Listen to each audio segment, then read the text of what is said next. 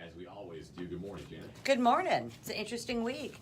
What you got as far as shaping up what to look for as far as according to our signs there? Yes, we have Mercury, the planet of communication, is going into the sign of Taurus this week, so it's joining the sun there.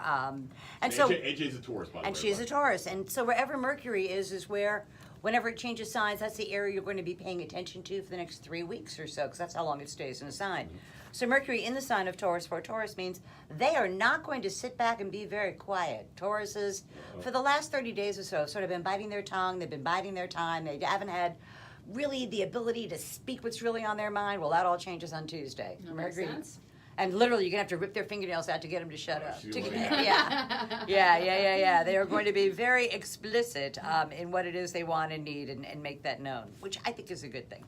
Unless you have to work for them. That's a little bit more of a challenge. For Geminis, not so much. This is the right time for Geminis to remain silent. They'll have the right, they will not have the ability. And whenever Mercury is behind your sign, all you can do is do yourself in.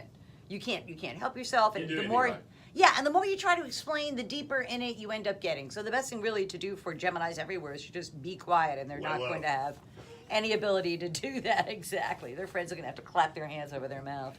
For Cancers, this is great energy. It's in the 11th house of hopes, wishes, goals, and objectives. And that makes it easy for Cancers to reach a group and have the group help the Cancer get what it is that the Cancer wants. So it's kind of nice to make other people do the job for you, which I'm all for. For Leos, they are in the professional spotlight for one reason or another. And they get either attaboys, pats on the back, or they get to defend their position as to why they did something. But either way, it's a professional kind of a week for them, and they want to be receptive to what it is that's occurring. I'll get my dress pants on. There you go. My collared shirt. That's right. Make a good impression. Actually, wear pants, right? Because don't you usually wear shorts in here? That's right. Yeah, I'll wear pants this week. Exactly. It's a long pants kind of thing. For Virgos, this energy is in the 9th house of the law. Legal matters, educational matters, important matters at a distance. And I have to go, oh, thank God for that. Because the law's on your side. When the law's on your side, Virgo, you want to go ahead and use it. Because it isn't always there. So for 30 days, that's where it's going to be. Okay. For Libras, other people's money, other people's resources flowing their way. Instead of trying to figure out how they can make more money, they want to figure out how they can capitalize on either a partner's resources or someone else's resources and capitalize on that and maximize that. Look around you. Yeah, banks are more than willing to give you a loan too, Libra, so don't forget that. For Scorpios, everybody's yelling at Scorpios. Everybody's pointing a finger at Scorpio. When Mercury is opposing your sign, is everybody going, you, and Scorpio's going to go, yeah, what are you going to do about it? Because they don't really care. Right. You know, so it'll be nice to hear other people's opinions, but they're not going to do anything about it. Gotcha. That kind of a thing for Scorpio. For Sagittarians, hard work will pay off for them. This is about doing their job to the best of their ability.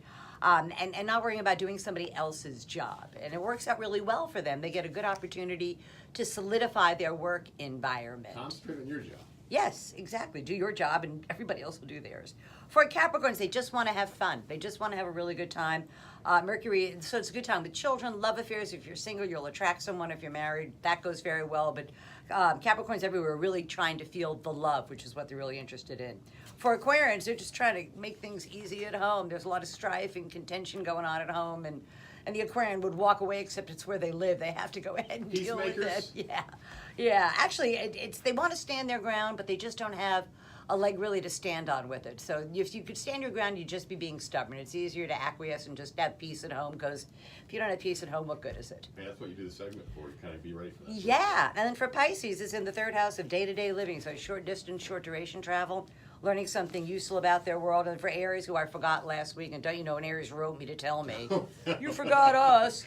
It's about money, it's about finances, resources, it's about earning more money, but it's through your own efforts rather than it falling out of the sky on you. It's not like a lottery ticket kind of thing. It's like, just do a better job.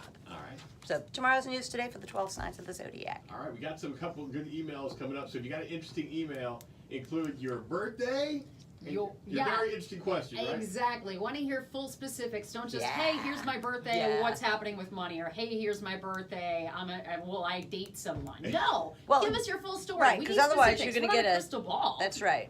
Besides, we want to hear your story. It makes us feel better about ourselves. All right, 800.